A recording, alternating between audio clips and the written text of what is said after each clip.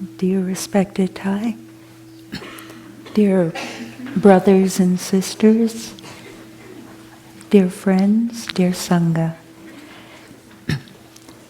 Today is Sunday, the 4th of November in the year 2018, and we are in the Stillwater Meditation Hall of the Upper Hamlet during our 3-month rain retreat. This morning we shall offer the 8th Dharma talk of the retreat.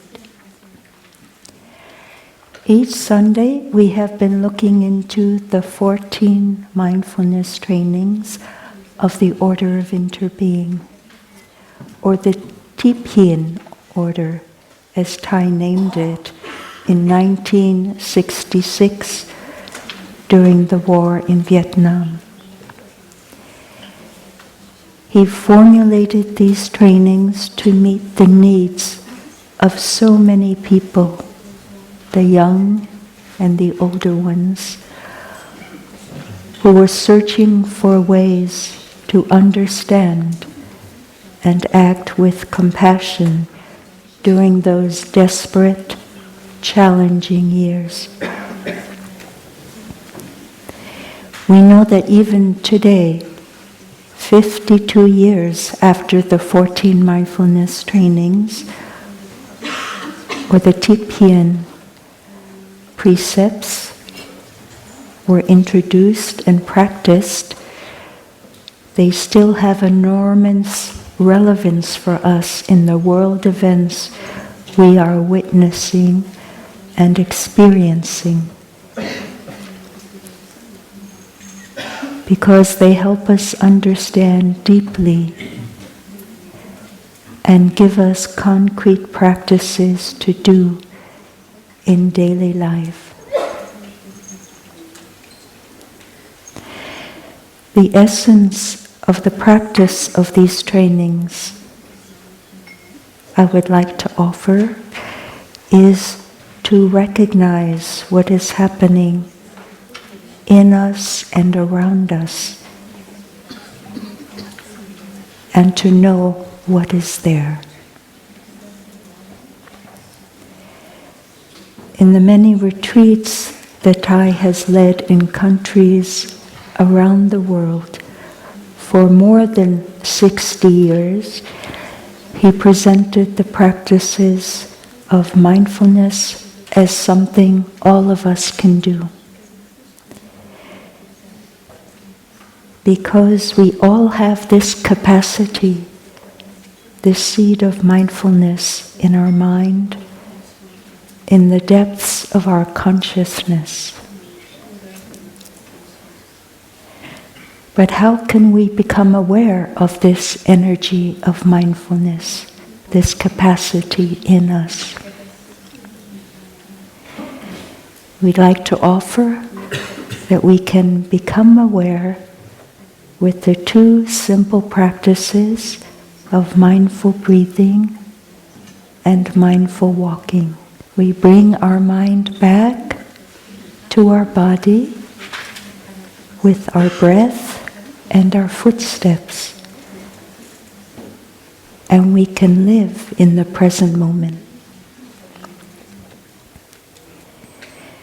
It is very interesting that one word in Vietnamese, one word for mind, is the word tâm.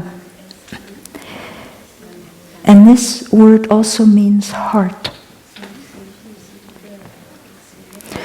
So that we can say that both our mind and our heart are unified with our practice in the present moment and with our mindfulness practices. When our heart and mind are established with mindfulness, we are truly present. For sitting and walking meditation, for reciting the sutras, and for life. breathing in, I know I am breathing in.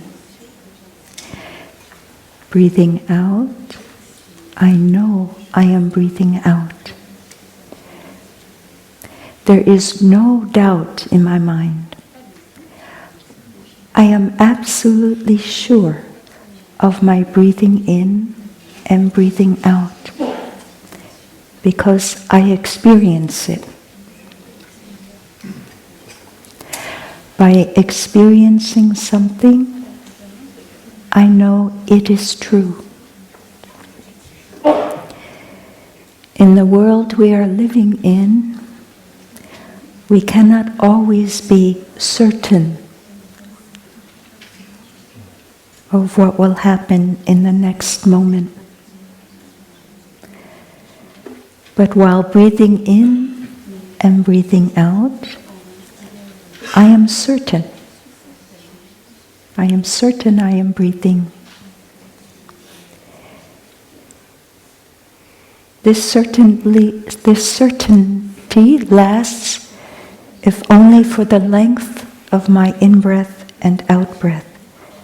However, it can bring peace and stability. I am truly present for my breathing in and breathing out. Likewise, when I make a step, I place my foot on the earth and I experience the footstep. I am sure that I am making a footstep.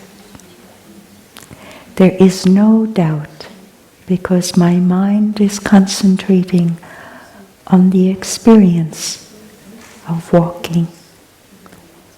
I experience every step that I make. My heart and mind are established in mindfulness, and I am truly present for myself and for life in me and around me. I know that peace and happiness are possible by being truly present. With each step, I arrive. I arrive in the here and now and in the present moment. Each step is a step of freedom, of peace, of joy, of happiness. When I am established in mindfulness, sitting meditation is an opportunity to come back to myself, to experience my in-breath and my out-breath, and the calm and the peace that are available with our simple breathing in and breathing out. I can create peace in myself and offer peace to those around me and the world.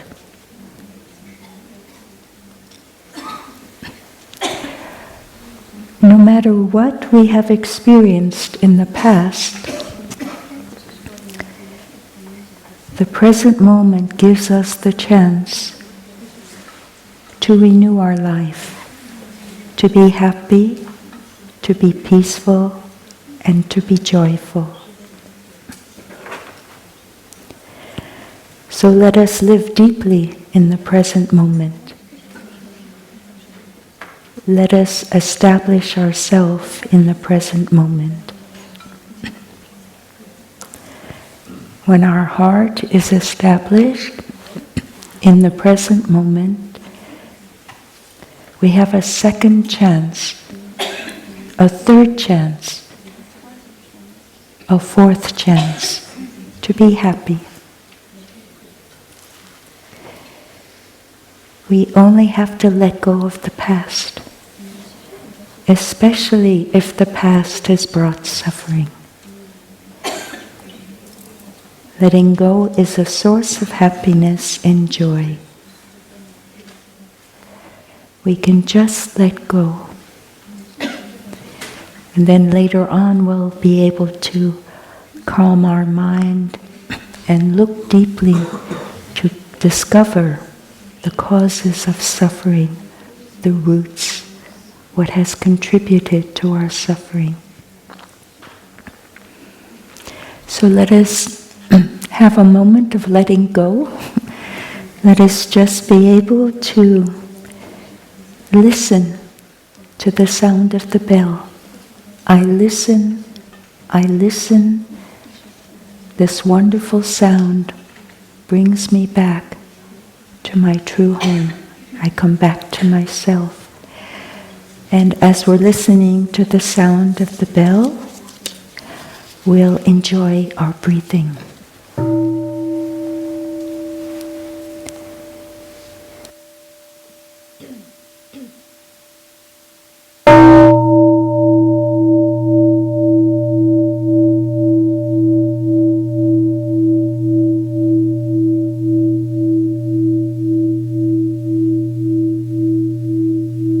So what helps us to be present for life and to live life beautifully and offer peace to the world are the practices of the mindfulness trainings.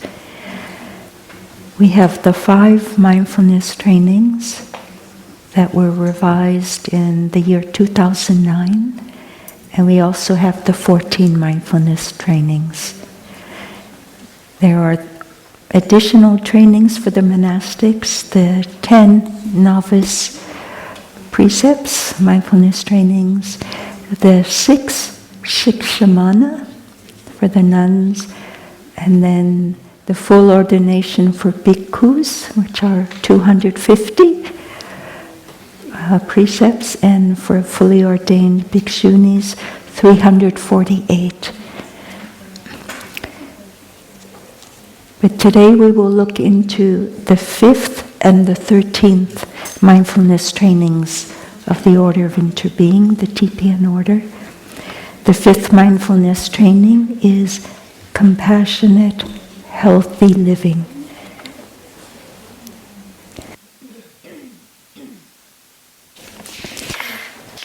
We'll read the 5th mindfulness training, compassionate, healthy living.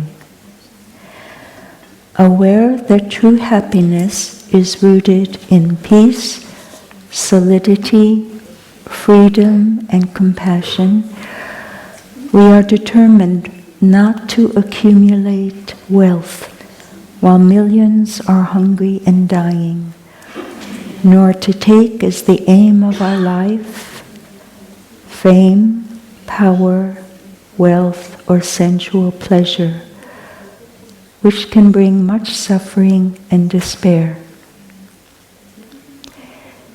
We will practice looking deeply into how we nourish our body and mind with edible foods, sense impressions, volition, and consciousness.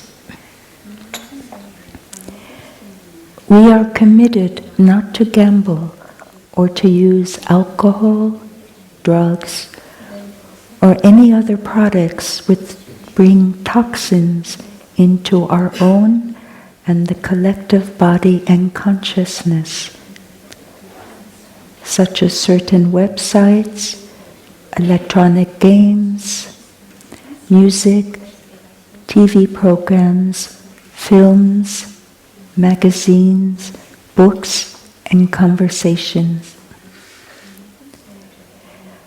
We will consume in a way that preserves compassion, well-being, and joy in our bodies and consciousness, and in the collective body and consciousness of our families, our society, and the earth.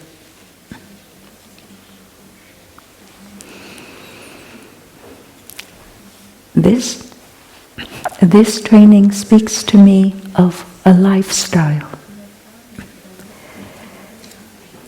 Creating a happy lifestyle of healthy living and learning how to take care of our body and mind. and cultivating understanding and compassion for all living beings and other people on this planet who don't share the same favorable conditions that we are, because there is poverty and hunger on this planet, and people are dying from these conditions.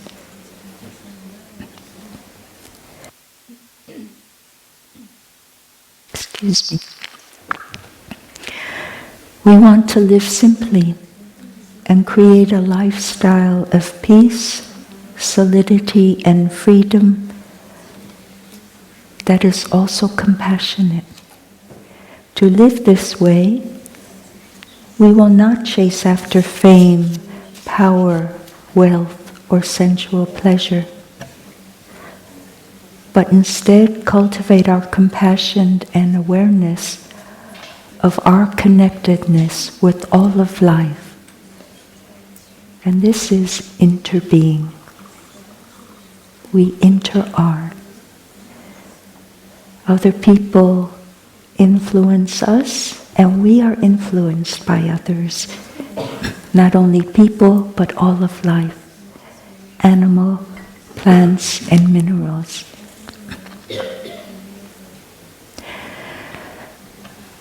The lifestyle that I created for us at Plum Village involves balancing 4 aspects of our daily life: mindfulness practices, study, service to the community, and play.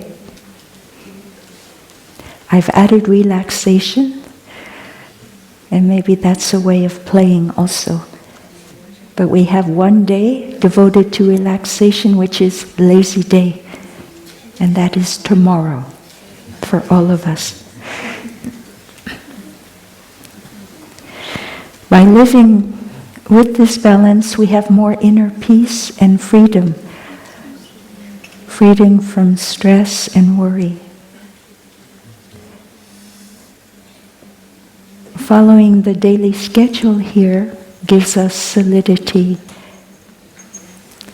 We have heard from one of our brothers that the schedule is like our spinal column, the backbone, providing stability to the community, stability to our lives, and yet at the same time, the schedule is flexible.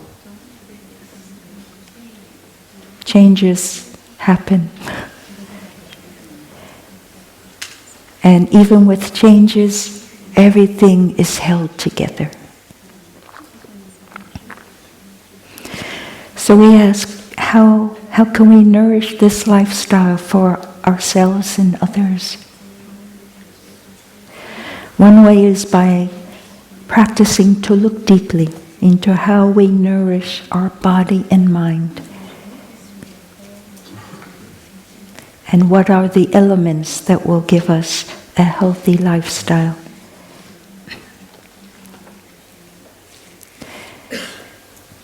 The Buddha said everything needs food to survive. Nothing can survive without nourishment, without food. Our happiness needs to be nourished by positive thinking, as one example. When we think negative thoughts of judging and blaming,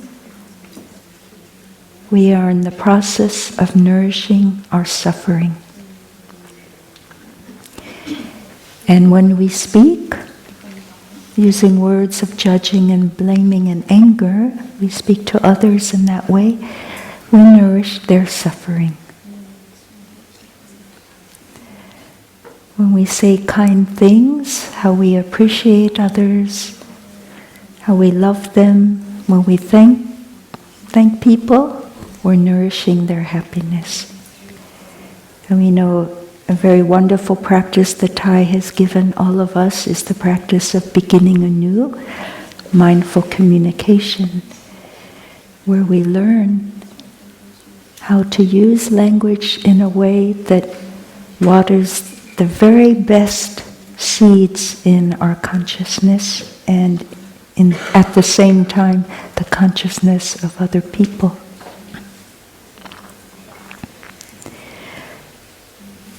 So Buddha understood very deeply the truth that everything needs nutriments. And he described 4 nutriments. And these 4 nutriments are edible food, sensory impressions, volition, and consciousness.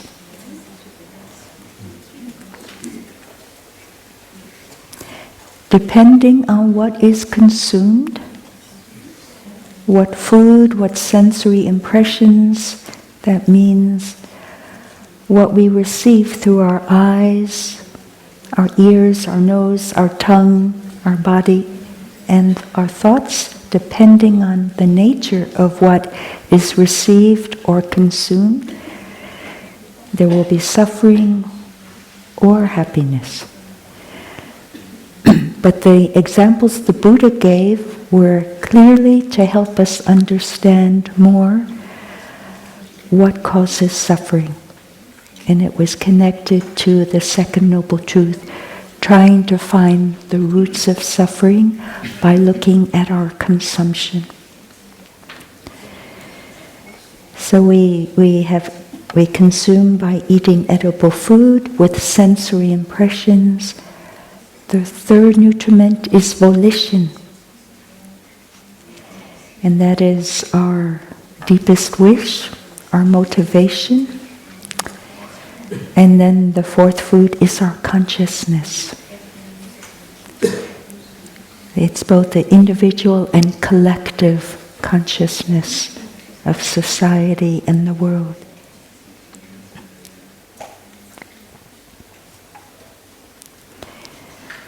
So the first edible food, and this morning I will offer sources of suffering in terms of the 4 nutriments, and I will also offer ways we can nourish happiness with the 4 nutriments. So, edible food.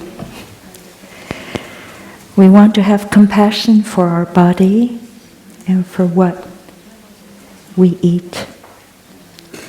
Every living being wants to live and suffers if they are killed.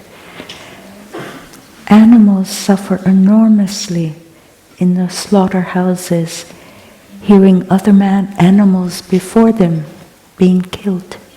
They have fear and despair. The Buddha and his monastics went on their daily alms round, begging for food, and that's how they sustained their life. They went from house to house to receive whatever the lay people had to offer for their nourishment and to give them energy to practice. It is said that the Buddha told his monks that if you suspect or even know that an animal has been killed by the householders, by that family, just to feed you, please do not accept that food. Do not eat it. Because we want to eat with compassion and not be the cause of suffering to any animal or other living beings. So, for example, perhaps a housewife saw, maybe tomorrow the Buddha and the monastics will come to our house. They were at in the neighboring village. Perhaps today they will come, and I will have we will have the honor of offering a meal to the Buddha and his disciples to receive merit. So maybe the wife thought, dear husband, can we kill 3 of our chickens to offer to the Buddha? Can we kill 5 chickens. So this may have been the thought. And the Buddha did not want that to happen. So we want to eat with compassion. And to eat so that what we eat, there has been the least amount of suffering. For example, we can reflect on a carrot.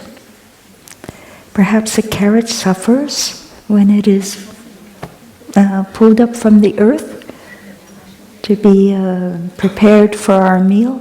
Perhaps there is suffering.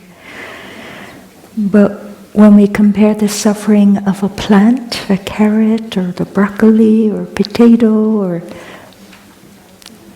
asparagus, whatever, if we compare that with the suffering that a lamb or a calf or a cow experiences, we will choose to eat the food that has not suffered so much.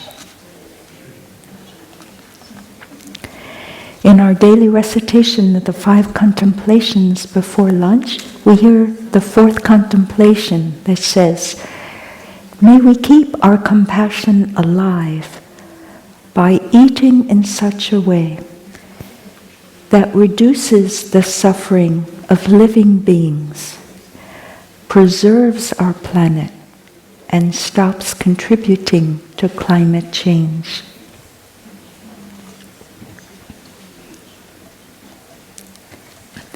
In the year 2007, Thai requested that Plum Village and all of the Plum Village communities and monasteries change from a vegetarian diet to a plant-based vegan diet. Based on the information in that year that the lay practitioners had given him. 12 years ago, there wasn't as much information available. The information was just starting to be shared. Things were beginning to be discovered about how animals are treated when they are raised for food for human beings. So based on what the lay friends shared with Thai, Thai decided that it would be a more compassionate lifestyle for the animals and for us if we change to a vegan diet. So all of our retreatants, when they come to Plum Village, all of you have the opportunity to eat a vegan diet for the 1 week or longer that you are with us, for your time with us. And we hope you enjoy it.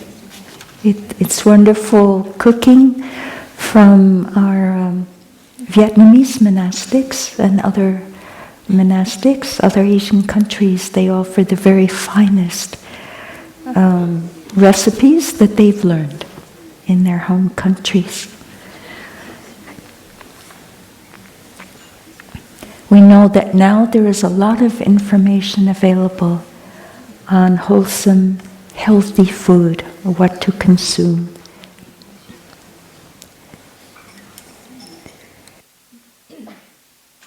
And a lot of research is being done on plant-based diets, whole food diets.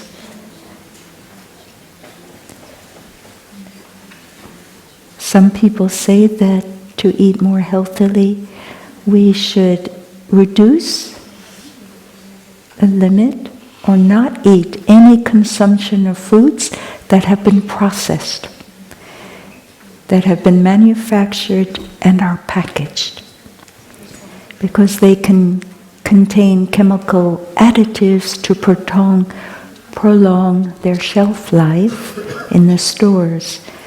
It may have too much salt, too much sugar, and hydrogenated oils or trans fats that are not good for our health. But if you do this research, and truthfully I've only had the web, the internet, to look into these topics, I've discovered that some of the information is contradictory and confusing. So I share that with you, and then we simply do our best. We know that if we follow a vegan diet, that we need to supplement our diet with vitamin B12 and pay attention to getting all of the 9 essential amino acids that are necessary for protein synthesis for our muscles, for the neurotransmitters in the brain, and for a healthy immune system. A plant-based diet that will give us amino acids will give us enough, but perhaps not all of the 9 essential, but we know we can get enough. Include beans, nuts, seeds, grains, and healthy oils such as olive oil or flaxseed oil, as well as avocados, vegetables, and fruits.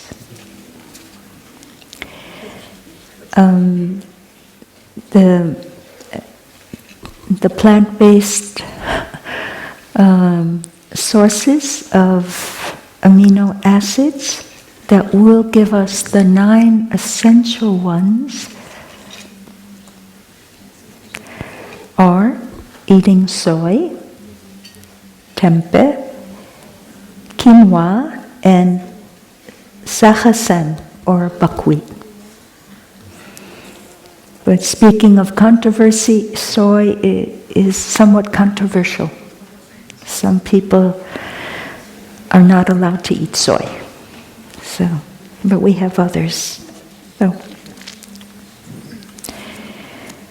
we know that by gradually shifting to a vegetarian or a more plant-based diet, we can also contribute to preserving our planet and help reduce the impact of global warming and climate change. There is information that with animal agriculture, which means raising animals so that they can be used as food, and this includes the élevage, the raising cows and other farm animals, especially the cows. They discovered that the cows emit methane gas and carbon dioxide in their process of digesting the grass that they eat. And these gases are quite toxic to the environment. They increase the greenhouse gases, but we know in practicing the 3rd mindfulness trainings, we don't force others to adopt our views. And it is a lifestyle for some people. Cattlemen, the meat and dairy industry, it is a lifestyle. So we don't force others, but we can make choices for ourselves. Here at Plum Village, we do the practices of recycling. We have one no-car day. We don't use the automobile, and that reduces the carbon monoxide, carbon dioxide emissions, CO2. We conserve the resources of water by taking shorter showers. And one way to conserve water is we wet the body. Turn off the water, soap, wash yourself, turn on the water and rinse. We used to do this in the Green Mountain Dharma Center in Four Corners in Heartland, Vermont. in this practice center, we were with Sister Chanduktu Virtue was the abbess, and this was already in the year 2003 when I was there. In the bathroom, in the bathtub, we had a very large container to hold the water. So if we wanted to bathe, we would fill it up with hot water, and just like the kind of bathing I just described, we wet, we soap, and then we would rinse our body. And there was like a pitcher, and we would rinse ourselves in that way. And this is very much like how they bathe in India, and I remember bathing this way when we were in Vietnam, in some of the temples. And so there are ways to conserve water, not letting it run all the time during a long, long shower. Another way of taking a shower in the winter, I'll share with you, is every other day. Up to you. However, no, there's the third method, my friends. We learned this from one of our sisters who is a doctor of traditional Chinese medicine. She knew a lot. She had her own practice and before ordaining. And it was based on the meridians and everything that she understood. But what she said was to to bathe in the winter with a shower, you first wet your body from the waist down. Okay? So with warm water, hot water, wet, turn off the water, soap, rinse. Okay? The next part of your body that you wet is from the neck to the waist. Okay? So, yeah, the same. You wet, you soap, and you rinse, but the other parts of the body are getting wet also, and that's fine. They've been wet, and they're warm now, because the hot water has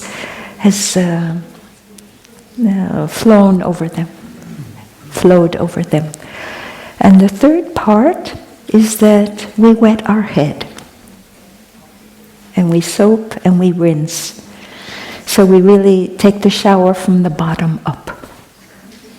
It's a little bit opposite to gravity, but I do it, and I've discovered I don't have a chill. I do it that way. So it's very interesting how we can conserve natural resources. I remember that there was a need to reduce the use of nuclear energy, so they produced the low wattage light bulbs now. And they've been available for many, many years. And when these light bulbs were first produced, manufactured, I remember reading that the country of Australia, the Prime Minister, decided that the whole country would change and use the low wattage light bulbs. So I was very impressed that the whole country did that. And now we're using these light bulbs, and we are able to help the planet. Every effort helps, even if we do not see the immediate global results. Why don't we have a pause now? We can develop the habit of pausing and bring the pause habit back to your daily life. And when we pause, we'll simply stop and enjoy our breathing. We'll listen to a sound of the bell.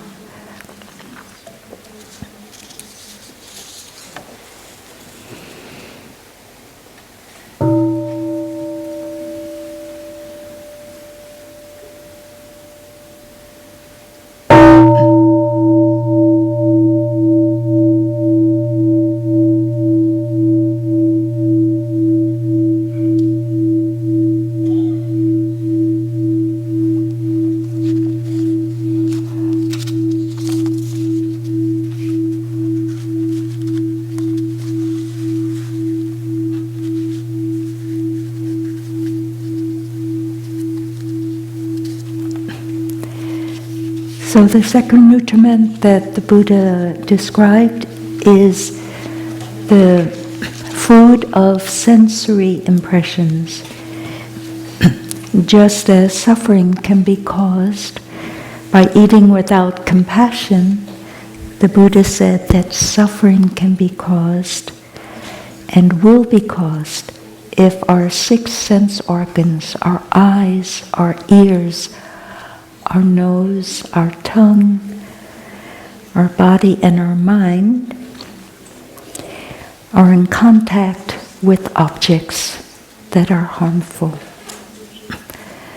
such as seeing violent movies, hearing people fighting and arguing and yelling,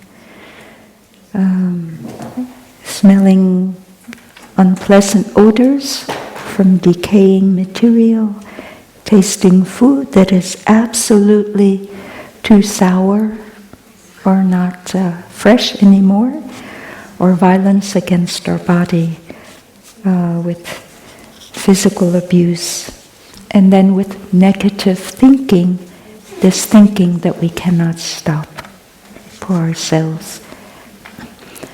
So what we receive through our 5 sense organs will water or wake up or activate seeds that contain the experience and memories that normally lie sleeping in the depths of our consciousness. If what we receive is frightening, violent, and has craving, then if we have had these experiences in the past, like these experiences that we are seeing now, the past experiences may manifest and come up again.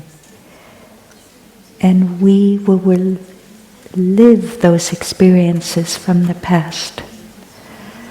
So we have our practices of mindfulness to help us be in touch with what emotion is coming up, what thought, what feelings. And we can take care of whatever is coming up from the past by stopping, by calming, by nourishing our confidence that the past is no longer there. We are living now in the present moment. Things are different. It is safe now. So we use our mindfulness, basic, simple practices to calm our mind and to help us come back to the present moment.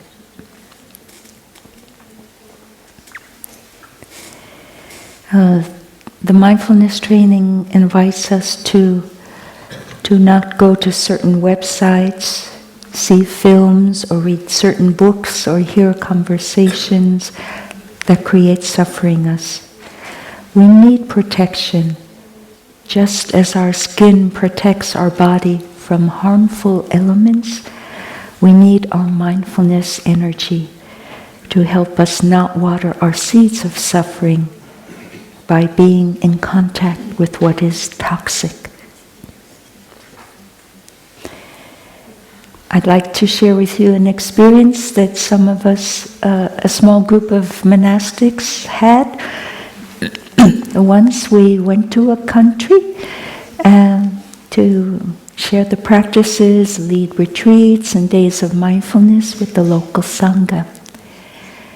And we were coming back from one of the afternoon activities, and to return to the place where we were staying during our time there, we had to use the metro, the subway system, the underground. And the brother who is very familiar with this city knew how to guide us to make the change to the next metro line that would take us back.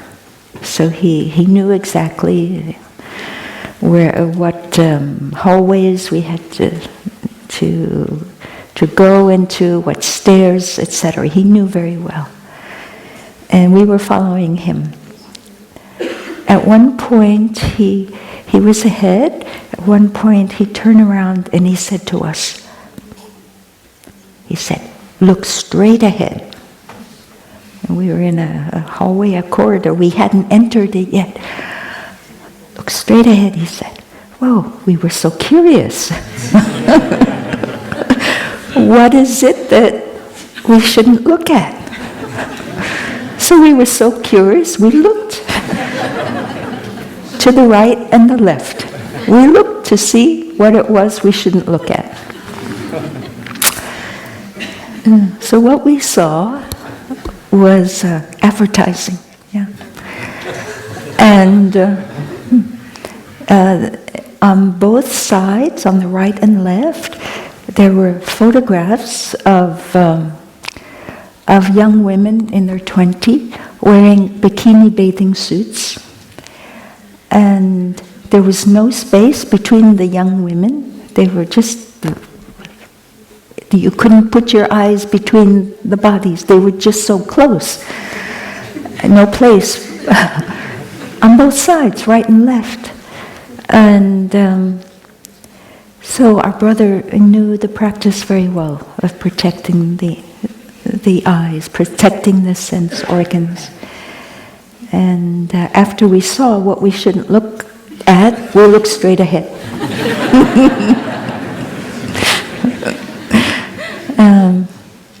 So it was in the month of May, and of course it's the time when people begin to think of going to the beach and buying bathing suits. So yes, advertising. If we're living in cities, we can be aware of advertising and to know whether to look, how long to look, or don't look. There is a wonderful verse that we read: to protect and transform. We must always pay careful attention when sense organs touch sense objects. So habit energies can gradually be transformed. So we may have habit energies related to our senses in terms of taste, eating, drinking, or whatever. Habit energies that are formed when we use our sense organs and when they have contact with sense objects. And we have received habit energies from our parents, our ancestors, and from society.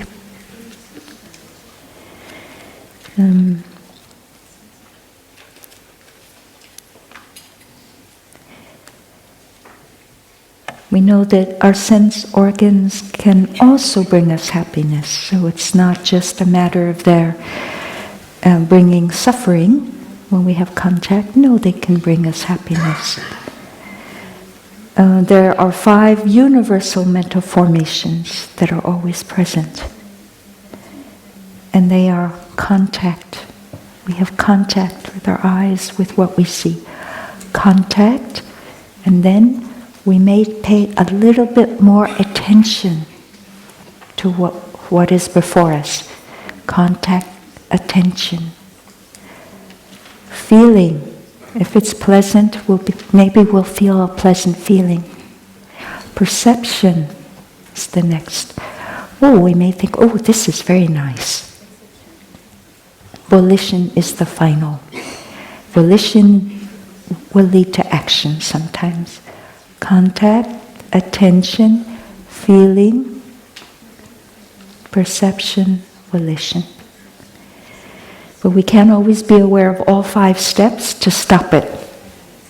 My experience in my practice, when I'm weak, there's contact, volition, action. Contact, I see the chocolate. I take the chocolate. But if mindfulness is there, contact, I don't want sugar, I don't touch it. Okay, so we can use our mindfulness, our mind consciousness to help us. Yeah.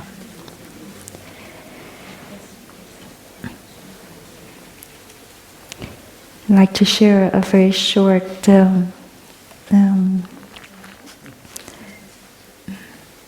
event that was very pleasant, using the ears.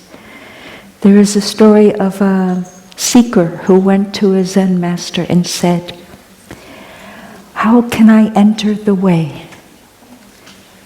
The master said, "Do you hear the sound of the mountain stream?" "Yes, I hear the sound."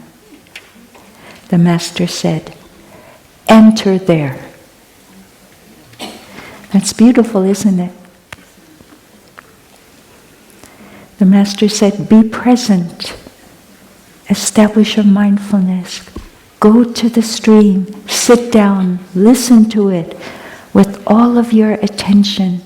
Listen to it with your heart. Listen to it with your heart and mind established in mindfulness. Stop thinking of the past and the future. Just be present. Then you have entered the way. The way of living deeply in the present moment with peace, solidity, and freedom. We know the Master did not mean go to the mountain stream, take off your sandals, and step in the water. He didn't mean that. He meant enter in another way. So the third nutriment is volition. Volition can be described as our deepest wish, our aspiration, what motivates us to think, to speak, and to act. It could be described as the aim of our life. If we want fame, power, wealth, or sensual pleasure, and we have so much ambition that we will pursue these things at any cost, even if it means we have no time to be present with our family or loved ones, or to be present for ourselves, then this kind of volition brings suffering. So we don't want to have to chase after earning more money or having more material possessions, but sometimes we can't stop ourselves. Volitions are sometimes connected with strong habit energies. So the habit energy compels us to do and repeat what causes suffering. So one way to change our volitions is to change our lifestyle and to recognize the suffering that our lifestyle may be causing to our family and friends. So we look deeply to see what is preventing our freedom, where we are caught, and what ideas keep us so attached to our achieving or obtaining this or that.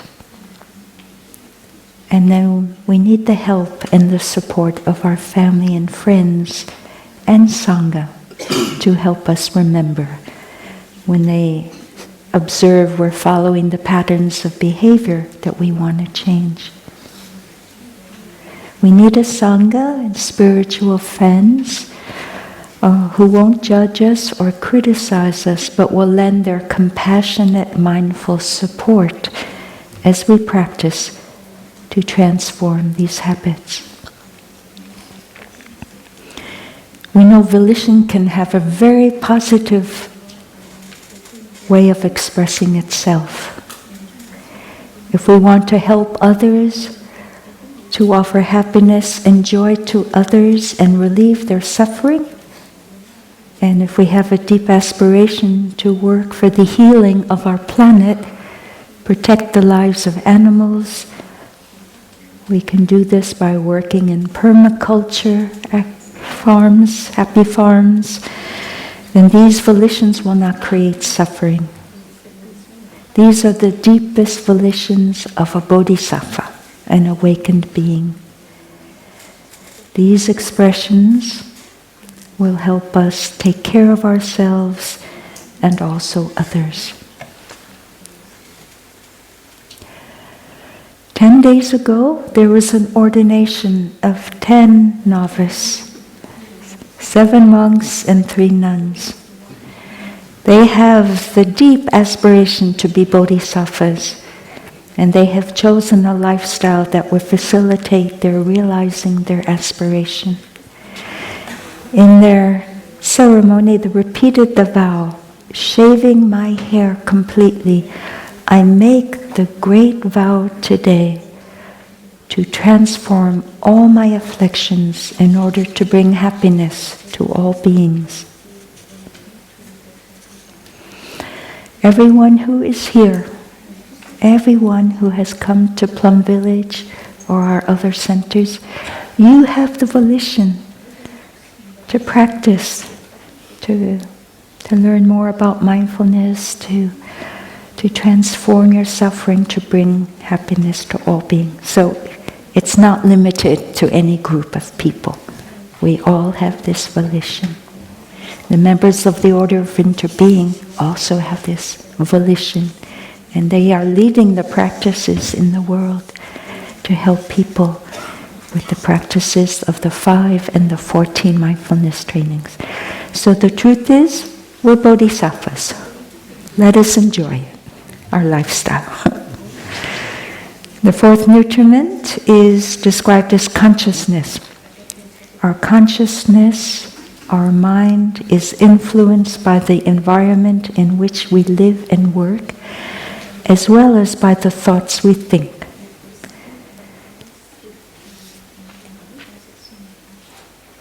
So we should be very attentive to the environment in which we spend our time. Our working environment, our home environment, because it will water the seeds in the depths of our consciousness.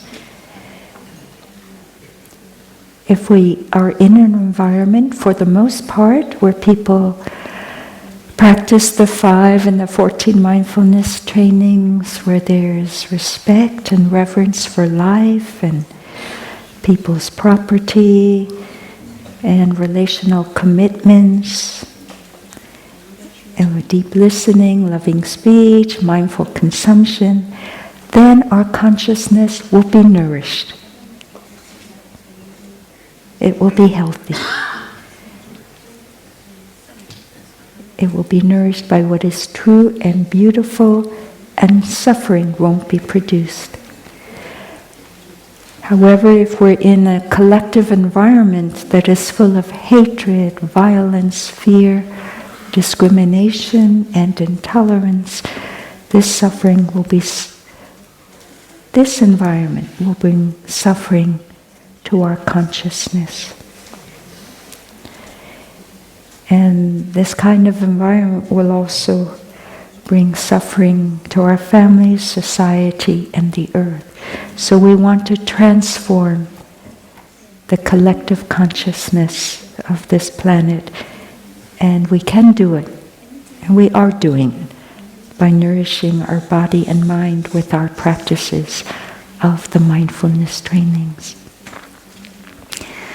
Let's have a moment of nourishing peace and relaxation by listening to a sound of the bell.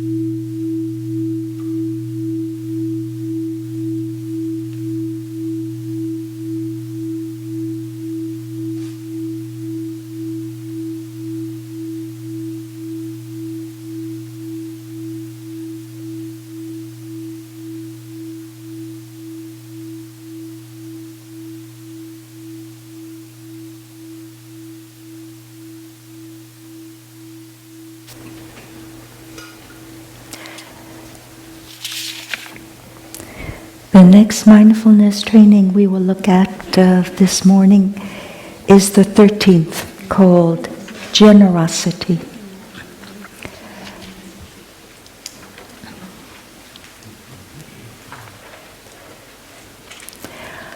Aware of the suffering caused by exploitation, social injustice, stealing, and oppression, we are committed to cultivating generosity in our way of thinking, speaking, and acting.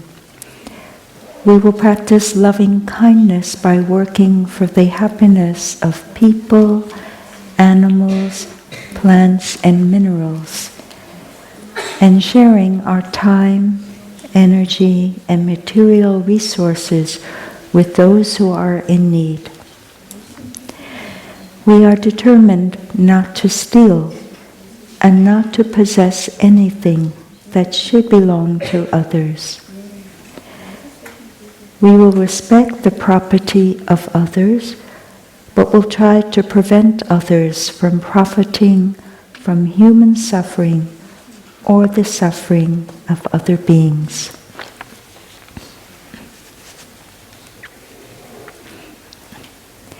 In a sense, this mindfulness training is also a lifestyle.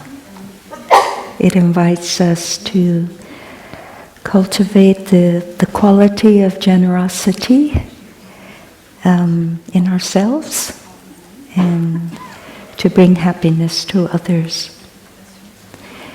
We can notice that we have this quality when we are willing to share our time and energy and material resources to help others. But it does not require that we have money or material resources to give. Generosity is reflected in our way of thinking, speaking, and acting.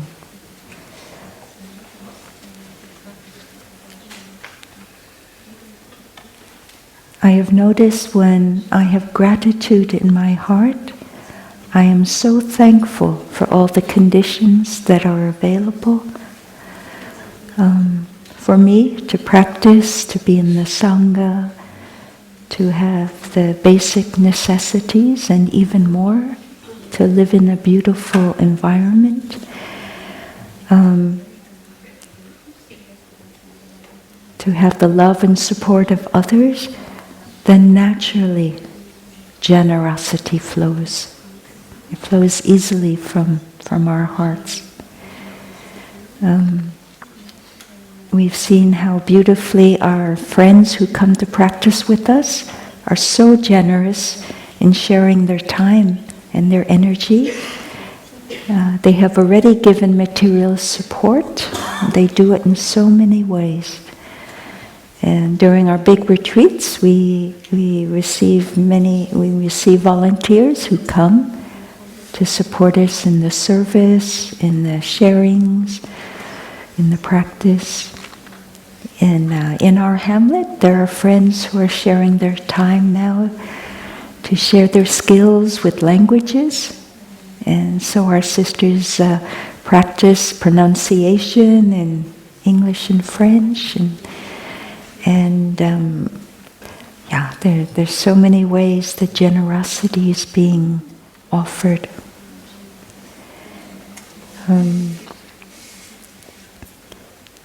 We learned from one of our senior monks, I remember this was in one of his Dharma talks, that a man came to him and said that he wasn't able to give. He had a lot of difficulty giving, and he wanted help to be able to change and to be able to give. So the brother told him, and I hope I have the story right, but it sounds good to me. I'll share it with you. So the brother told him, gave him an apple, and said, okay, put the apple in your right hand. Now give the apple to your left hand. Then give the apple back to your right hand. And continue to do that. Keep giving yourself the apple. letting the right hand give to the left hand and the left hand give to the right hand. And the retreatant said it was very effective.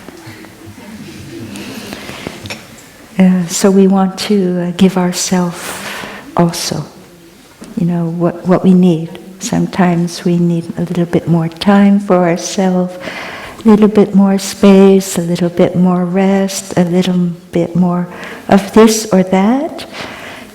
But it means we've taken the time to get in touch with what our needs are. And then when we know a little bit more what our needs are, we can ask others for their support or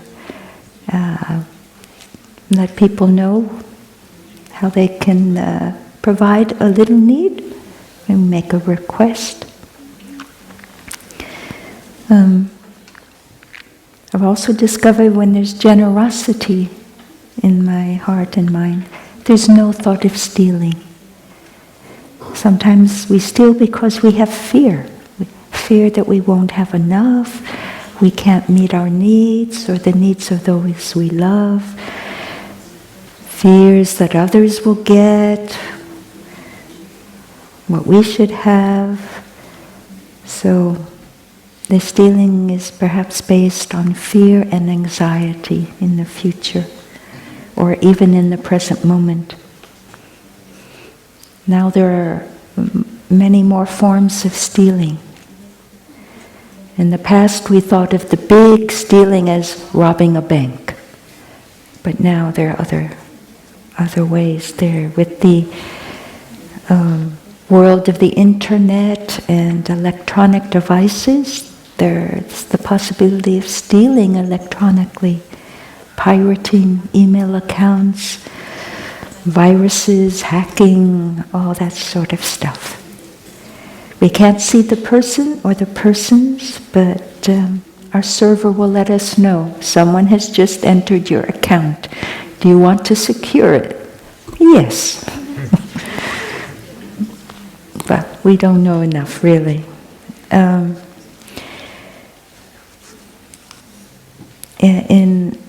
In our precepts, we know that something is not stolen as long as it has been given to us.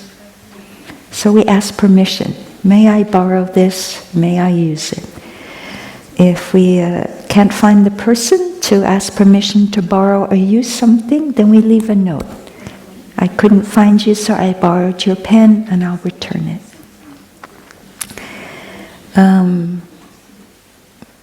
So again, our mindfulness practice and reading the mindfulness trainings helps remind us that we don't have to steal. We can take time to see that we have enough already, and we can ask if we need something. And generosity and gratitude are one ways of cultivating the opposite energy of stealing. Last summer we learned from one of the retreatants in our discussion group that in her family they have a gratitude jar. And the whole family, each member in the family takes turns of writing a gratitude, something they are grateful for.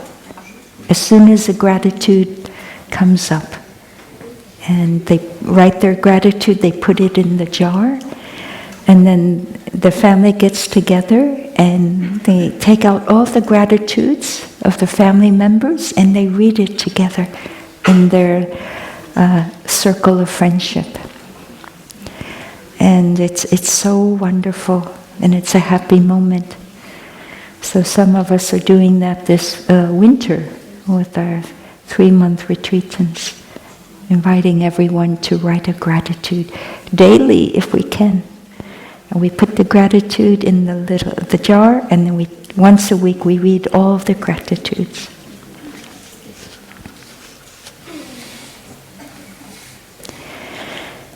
Continuing with looking into generosity, It's a practice we do when we want to help alleviate the suffering caused by exploitation, social injustice, stealing, and oppression. And we want to think of ways that we can give in order to help others. Exploitation, social injustice, stealing, and oppression come in many forms now and create much suffering for those who are caught in those situations. These situations exist now in many countries and in countries that are described as developing. Countries of Africa, Asia, Central and South America, the Caribbean and Dominican Republic, as I've read, are such countries. So with our Bodhisattva aspiration, we want to see how we as consumers can help end the inequalities and exploitation that have existed there. So we now know that there is something called the World Fair Trade Organization. Fair trade is now a global network of 324 organizations in over 70 countries. In France, I believe the organization is called Equitable, something like that. Yeah. So if we see a product that has this logo, this word, fair trade, we know that the farmers and the workers have worked under conditions that have given them a decent salary, a fair salary. They have not been exploited, a good wage. They've had good working conditions, and they've had a voice in selling their products to the world market. And not only that, but they've had decent housing and medical care. We know it's not perfect everywhere, but there has been some wonderful changes. So if we want to purchase in a mindful way, we can look for this assurance. What are the fair trade products that we can buy that are available? There are bananas, coffee, cocoa, the chocolate, tea, cotton for making fair trade clothing, flowers, sugar, and gold. So as consumers, we know we can perhaps pay just a little bit more. This is the expression of our generosity by buying these products, and we know that the people in the developing countries will benefit. This is what we are told. Another example of practicing generosity is available to us when we support the humanitarian programs in Vietnam. The Thai and Sister Chang Kung started to bring hope and relief to families and children in Vietnam after the war. These humanitarian programs have existed for 42 years now. And we can support and sponsor a young child, 2 or 3 years old, up to 6 years old, in nursery schools who live in remote mountain villages, but also in the small fishing villages in central Vietnam. These children have parents who have to work during the day, so the children are left alone. But with our sponsoring and support, nursery schools and creches have been developed where they go and the children have activities and are assured a nutritious noon meal, a nutritious lunch and a snack. And they have teachers looking after them. So for as little as €1 a day, €1 we can support a child. If we don't have €1 a day, we can give €10 a month, which is about €33 a day. And this generosity on our part goes a long, long way to create happiness and well-being for the future generations. We know that Thai is now in Vietnam, in his root temple, and everyone is benefiting from his generosity to go there, to be there with the people, he's at his root. He will offer his time, energy, and presence to be there to support everyone. There is a wonderful webpage, and in French there's one word. It says pour les enfants du Vietnam.com. One word. I don't know the English webpage, but I'm sure every country, European countries have this program. Germany, Italy, and the UK has it as well. Let's enjoy sound of the bell for the conclusion. Thank you for your patience. These trainings contain a lot, so I found myself giving my time, energy to understanding them and creating this sharing.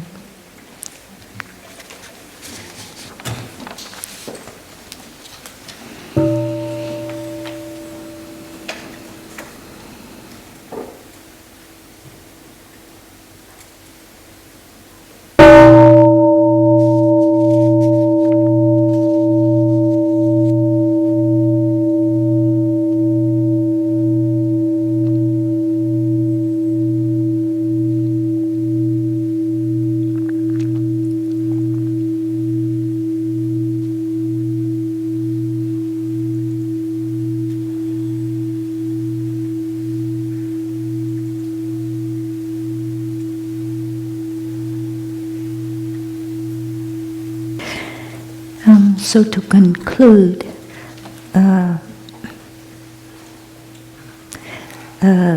let us invite Thai, so to speak, to end this Dharma talk by listening to some selections from his poetry. So we'll be using our ears, listening to some very beautiful lines he wrote that will nourish our appreciation of beauty and happiness.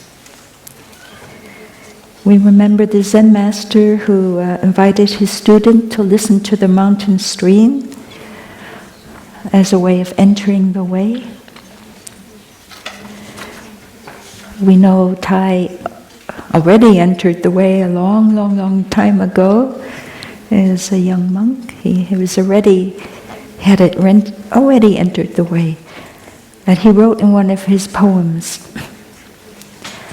I see a clear stream flowing between cracks in the rocks, its water laughing while the trees whistle. I see a clear stream flowing between cracks in the rocks, its water laughing while the trees whistle. Together we celebrate a morning of peace. Let us accept one another. Let us share the vision and make it possible for great love to arise.